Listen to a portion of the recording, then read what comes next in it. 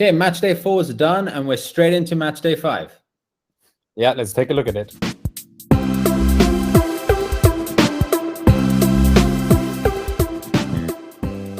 Okay, welcome back to the pink table. We have a quick video for you today. We're just going to be going over last weekend's results as there's the mid-game game, essentially, match day 5 that kicks off tonight with from few exciting games. And then it leads into tomorrow and Thursday. So myself and Elaine are quickly going to go over the Fantacalcio, where things are and how things have changed. So Elaine, let's just go over quickly the top game week purchases and the top week game sales. So yeah, as you can see, it's been quite the heavy week for strikers and Lorenzo Pellegrini. So we've got Vlahovic, Martinez, Abraham, and Immobile being added to most of the teams in our Fantacalcio league. And then Pellegrini's incredible form has seen him bumped into that list as well. Yeah. How are the sales looking? Who's been booted so far, Damien? Well, we can see them there, Elaine. So the interesting one is Muriel, which has been a big sale now. He's been injured for over 20 days, and they expect him to be injured for another 10. So it's interesting that people are only getting rid of him now. That's a lot of money there just sitting on the bench or not getting you points. But it just seems mainly across the big teams. So interesting that Chiesa's got out as he's recovered from his injury. So I would have expected that to be a purchase. Insigne as well, playing really good last night. So all in all, that was interesting. The top team of the week of this weekend. It's a very blue team except for that little red corner there. So we have Koulibaly scoring last night in their 4-0 thumping of Udinese. I think he was actually the top player of the week. But all in all, it was good results. Happy to see Chicho Caputo back on the scoreboard. As I mentioned in the last video, maybe look into getting Candreva. And what did I tell you? Boom. And I was a person that did not get Candreva. But for me, Elaine, the biggest surprise here is seeing Saponara on the list. Yeah, Saponara is a huge surprise, but if you take a look at it, it's quite clear which three teams had great match days. You're looking at Sampdoria, Napoli, and Fiorentina here that seem to have walked away with the starting 11. Even though Inter winning 6-0 or 6-1, I think it was 6-0. 6-1. People coming off the bench and still bagging a break. So the fact that they've scored so many goals there and only have one player on is quite surprising as well. There was a lot of points to be grabbed. If you had the right players of Inter, you got a lot of points. Talking about getting the right players and getting enough points, we do have a change, people. We have a change in the top 3. I will show you guys right now. We have a new addition. I think Abdullah fell out, and we have Fox, PL21, Ahmed Said joining at 241. The top 3 are still extremely close, only divided by 9 points. Ventilator still holding on there, and Ibra 11 still there as well. But this is good results, Elaine. Yeah, it's looking very close across the board. I had my best week so far as well, but I'm going to really need to up the tempo if I'm going to catch up to these top 3. Yeah, so it's very close to the top. Remember, guys, this is for a €100 Amazon gift card. We still have a lot of weeks to go. Things are changing dramatically. I know winning 11 was on the 3rd page 2 weeks ago, and now they're sitting there in 4th.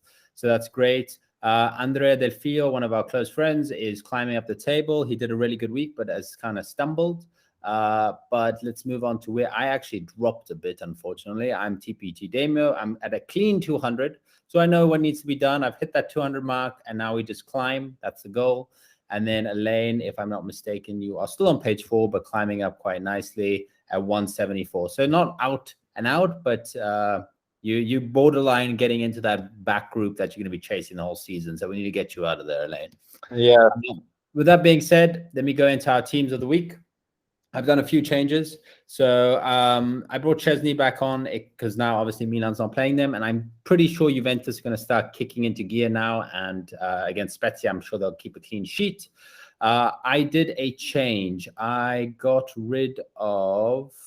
I took off Calabria, obviously, in defense. But I just brought someone on. I know I did a transfer, but I'm blanking, so I have not done a transfer, actually.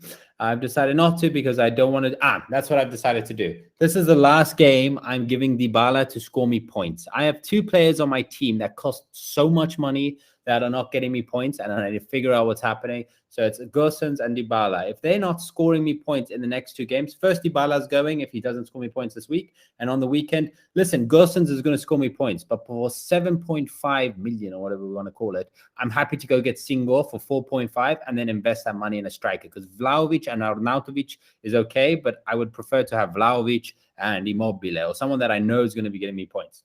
This is my team again. I changed the captain to Vlahovic, which against Inter is a bit rough, so I'm actually going to change that live now. I think Szczesny is going to get a clean sheet, and those are safe 10 points for me, so I might just double that. I don't know if I should do that. Or Milinkovic against Torino. I will make it Szczesny. I just want those points. So 5 points there. I have Reina on the bench, Callejon, Calabria is not playing, and Scamacca against Atalanta. But that's my team there, Elaine. What do you think? Yeah, I think Szczesny's choice of captain is a very bold move just because of his form so far this season. But the rest of your team's looking solid. Wing backs that offer a lot once again in your defense. It's the same. It's the same team as last weekend. Your team looks solid. And this time round, you've got the benefit that most of them are playing easier games. Yeah. Well, talking about that, before we jump into Elaine's team, let's quickly have a look at the games. So tonight we have Bologna, Genoa, Atalanta, Sassuolo, Fiorentina, Inter. Very exciting about the Fiorentina-Inter game. Tomorrow, Elaine, the lineup is. Should I read them, or do you want to just jump? Tomorrow at the the opening matches of tomorrow see Salernitana host Hellas Verona, who are high on their victory over Roma with new coach Igor Tudor.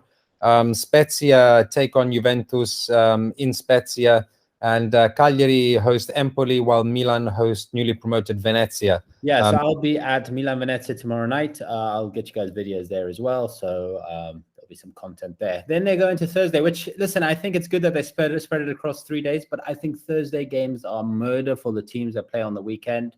So that's Sampdoria, Napoli, Torino, Lazio, Roma, Udinese. I don't like. Milan have a game on Wednesday, and then we have a game on Saturday. So that's fine. But I think the fact that you guys have games on Thursday, and then now we're going to have another game on Thursday, I think it's just too many close teams. But anyway, that's just my opinion. Maybe we'll have another video separate on the calendar and how things are. But Elaine, let's quickly jump into your team. Okay, so yeah, taking a look into my team, I've had to make a change in the midfield for this game. So essentially last game I didn't have Dzeko playing, which is a kick in the balls, to be very honest. I had Gonzalez on the field, who, to make matters worse, did absolutely nothing and got me 2 points. So this game, I've gone and put Dzeko back on the field. I'm still not 100% sure if I want to run out this defense. I've got a funny feeling Singo's going to have his work cut out for him. But my other options are Bremer against the same team or Neutnink against Roma. Both games I think are really tricky, so I might just leave Singo in because of the assist option. And he played a really good game in the last matchup against Boga. Right now, that is my question mark on my team. I do have a little bit of funds available, and I do have a transfer at my disposal still. So I'm still umming and ahhing if I go and remove Boga.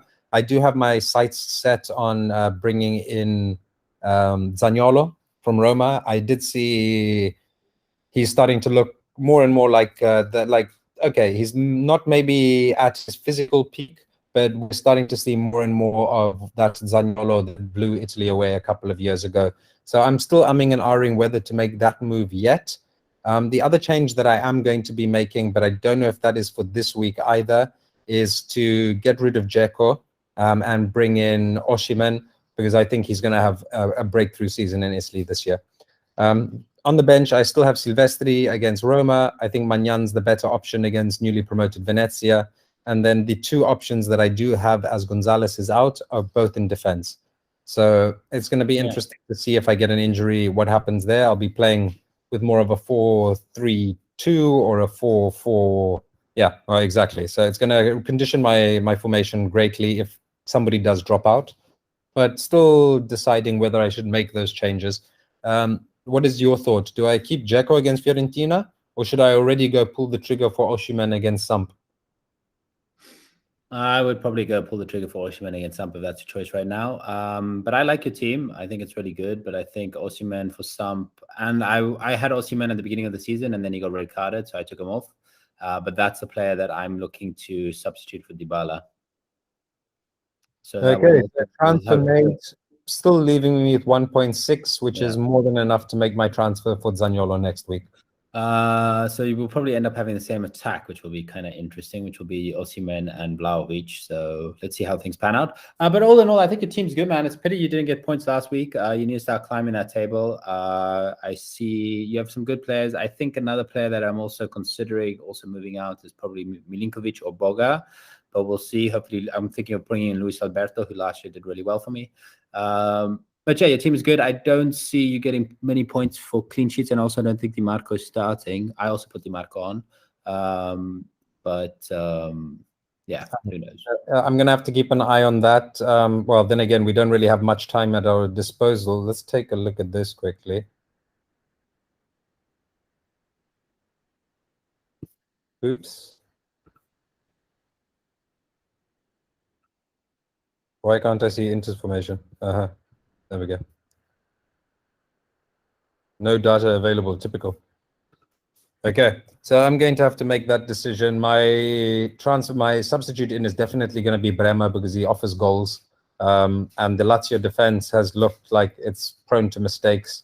Di Marco's looked incredible for Inter so far just because of corners and free kicks.